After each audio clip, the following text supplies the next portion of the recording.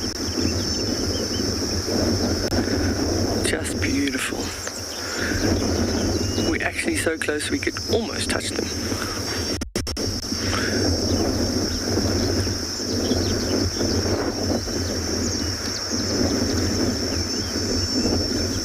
Just scanning around, see what he can see. I keep looking with the binoculars and I'm not seeing anything, so nothing of interest for them.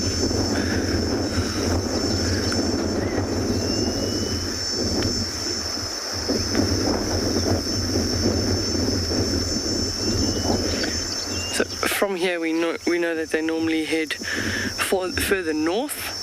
And then they head out into the dunes, see what they can find. But yeah, definitely not going to be hunting right now. Maybe later today. They look like they could eat, but if they didn't eat today, it wouldn't be too bad. It's getting time for some grooming. On the cat's tongue, they've got almost like these little sharp, sort of backward barbs on their tongue that help with the grooming. Oh, no, that's it. He's definitely snoozing. Very, very nice. You sure you don't want to go tickle him behind his ear there, Darby? I'm alright. You're alright. He's just having a nice snooze. Now you can actually see his paw quite nicely.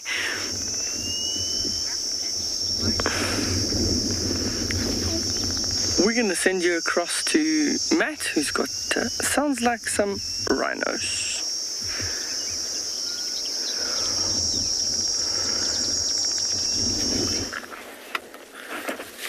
Welcome back, everybody, to Phinda, where we have come across two white rhino, a mom and her relatively older calf, out here in the open, which is not the sort of spot you'd expect to find them on such a hot morning. You can see those really big ears tuning into what I'm saying about them. Those very, very wet nostrils as well. With a bit of a breeze, they would have kicked up quite a bit of dust, and that's just to clear their nostrils so they can smell if there are predators around, like lions, leopards. Or the one is rather large, and I think she's actually currently pregnant with another calf, which is not uncommon to see. As they trundle off, there's a watering hole a little bit further back, which I think they're going to venture off into, and like those warthog we saw earlier, have a bit of a wallow and cake themselves in mud now for the heat of the day. Those radar-like ears, there's another vehicle driving past us now, also just listening into them. I might just have to reshuffle for you now. You're out there, Owen. Go there for now. This vehicle, I think, is going to stop them from crossing the road when they want to. But we'll leave these two rhino to their devices. We're going to head across to Andrew with his giraffe.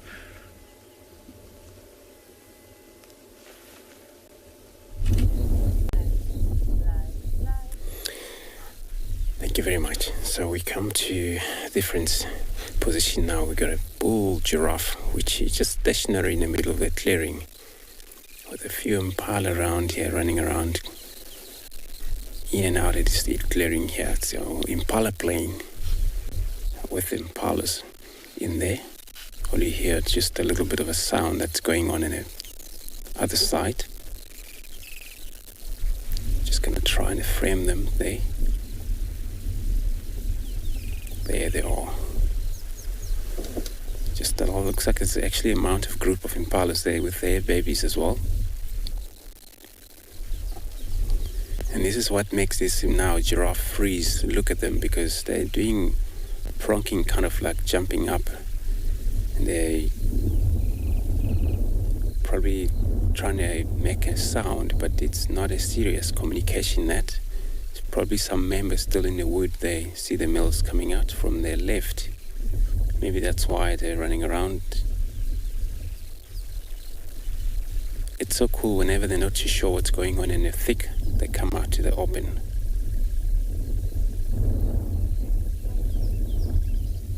And then for them to provide their own life safe, it's all about trust. But them mixing up with the giraffe, it's a possible chance that They even trust so much that giraffe can see better. They have a very long neck. But for the benefit from giraffe as well in impalas is that impala can make sound when they see a danger, where giraffe, they're mainly just silent when they even see something dangerous. So you can see those can't stop running around here, and looks like they all have, well, it's still cloudy. Everybody still have an energy of doing something here. Seeing these male chasing after them. That's probably the male that's actually spooking them around here. I thought all the writing's already end, but maybe not. So just want to take this time to thank everybody, all the viewers of the WildEarth. It's been so awesome to have you all on the show. And then this is going to be the time. That's how we're going to be ending the show. But this afternoon is going to be very much the same times. If you can stick with us until we meet again this afternoon to see what is going on. And that's all. Goodbye from us. Thank you.